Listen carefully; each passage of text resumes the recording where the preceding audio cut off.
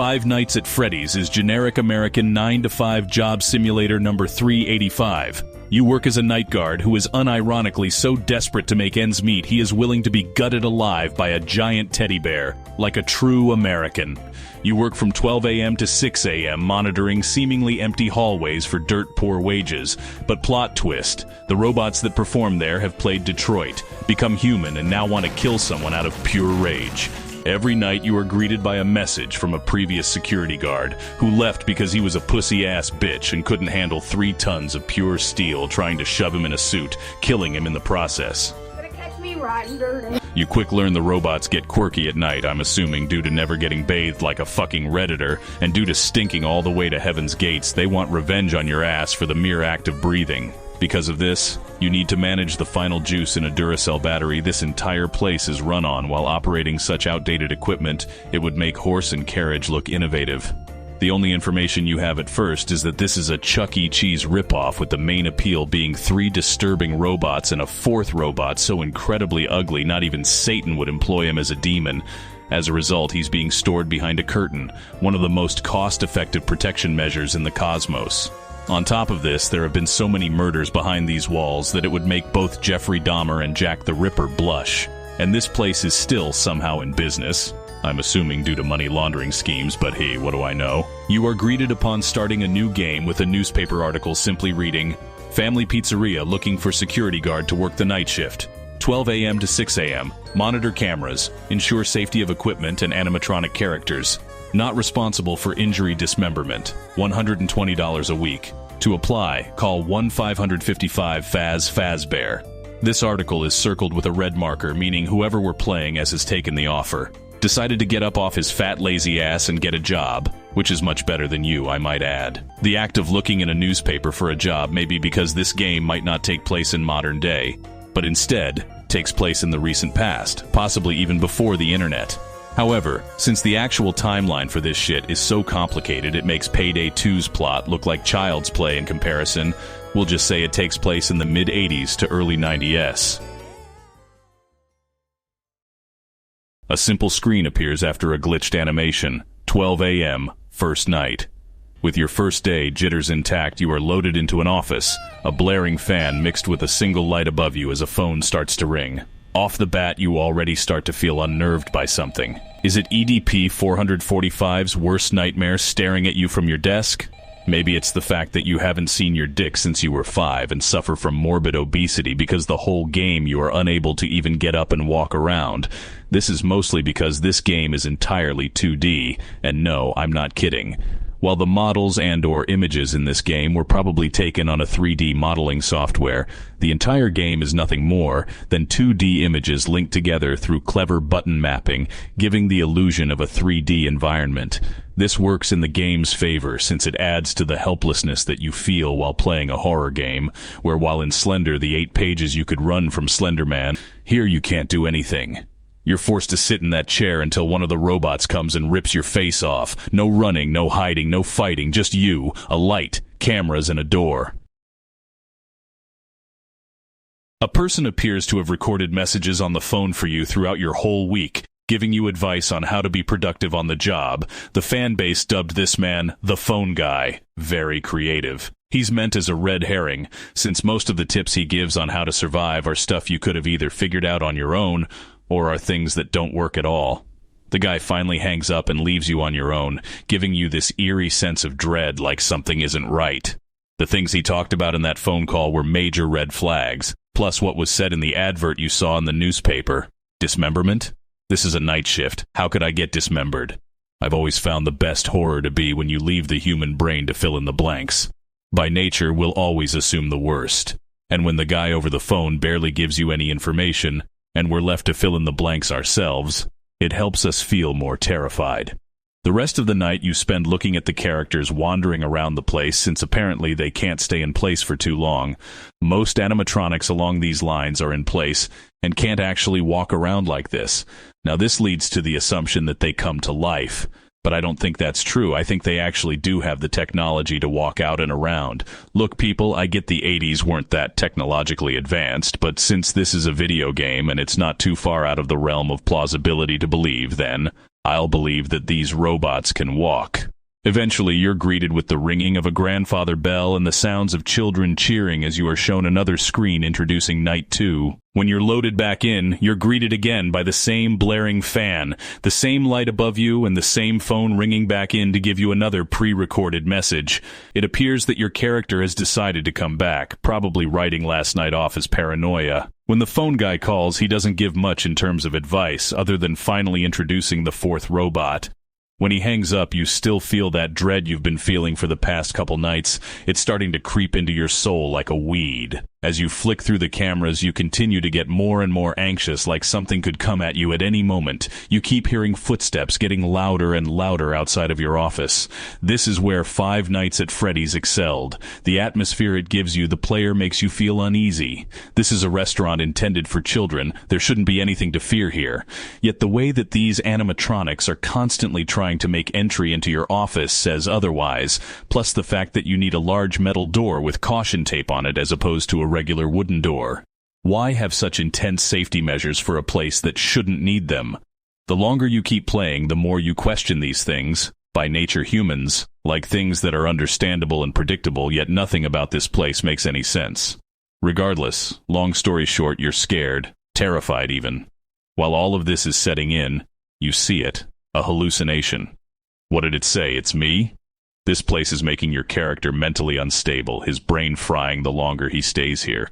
Usually in these situations, the human brain looks for something to cope with the stressful environment, but, and correct me if I'm wrong, I think since this place was already intended to be a coping mechanism and/or a happy, cheerful place, the human brain might be confused by the Inception-type shit it's trying to process.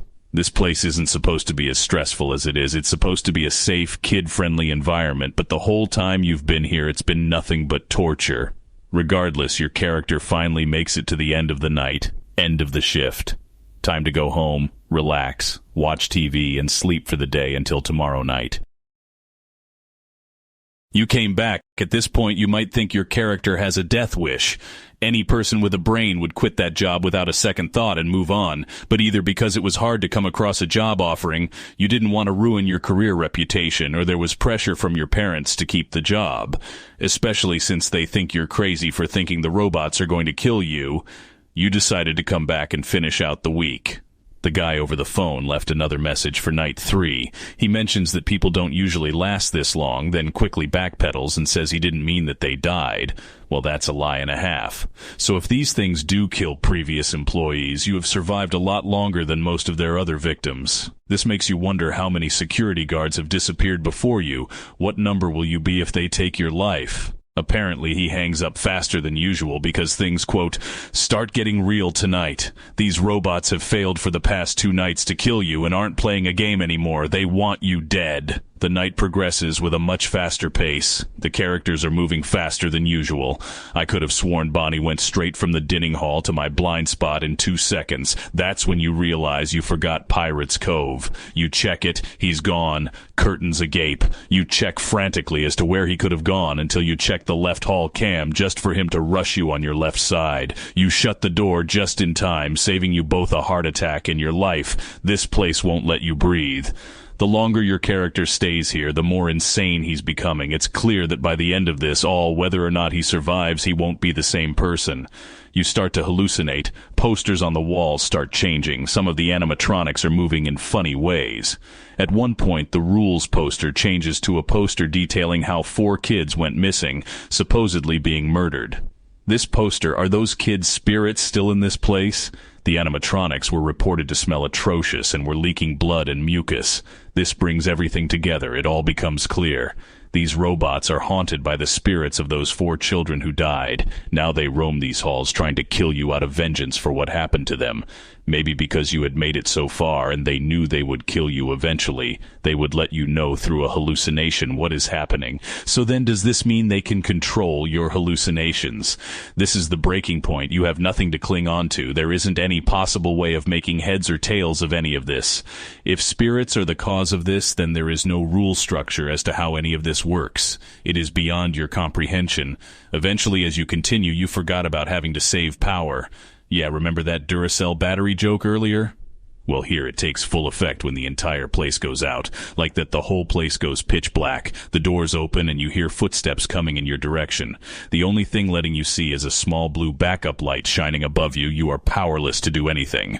Out of the dark of the left door, Freddy, the bear animatronic, starts flashing from his eyes and mouth, playing a jingle known as the Toreador's March.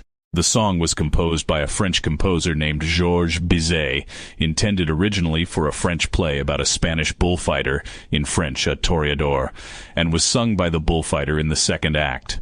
It was about the various conditions within the bull ring, the cheering of the crowds, and the fame that comes with victory. Very fitting, since now it's all down to luck if you get to live or die. Then the only backup light giving you any view of literally anything goes out. In the black, you are left silent. What will happen? Then the bell rings and it's 6 a.m. One of the biggest sighs of relief comes through your mouth as a feeling of the release of tension floods your body. You get to live for another night.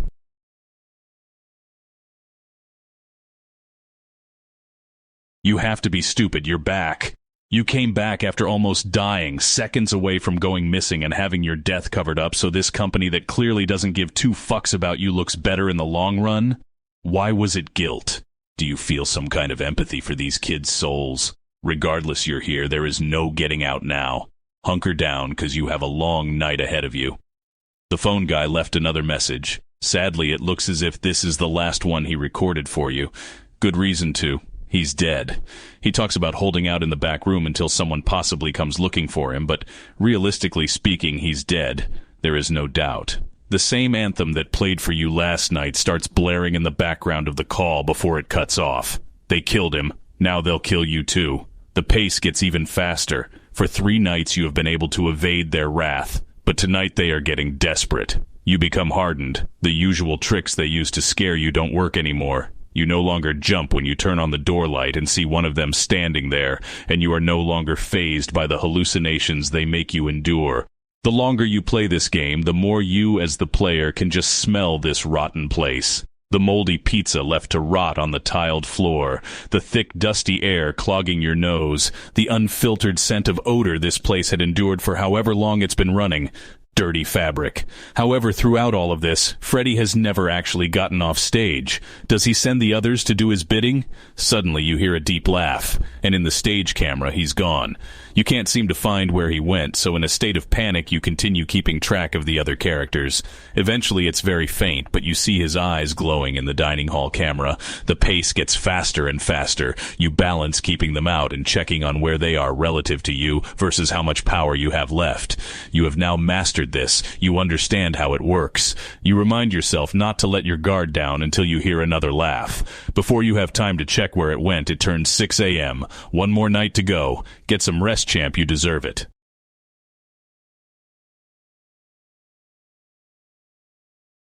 This is it last night, and you get your paycheck. I'm not going to bore you with more storytelling, so I'll just be blunt and say that I played this on the one life rule. Basically, I only get one life when I die, then I'm done, and I've lost. I did actually end up losing after the power went out at 4 a.m. Regardless, you can play for a 6th and 7th night too, although those ones aren't mandatory and the 5 nights is the golden standard. I played it all in one long session, and I can say confidently that this game still holds up really well. The way the game is put together, the 2D environment never seems to throw me a loop, and I continue being sold this illusion that I actually am a security guard working the night shift in a children's restaurant. Still, 5 Nights at Freddy's was a game that inspired the hearts of many. I still found it incredibly terrifying and still think that the person behind this game, Scott Cawthon, was Albert Einstein reincarnate, because this first game in the series really sets up a great horrifying atmosphere while telling a subtle story through environment clues and certain context spoken to you through the game. I would heavily recommend picking it up on Steam. It's like $5 and I had a blast playing it again.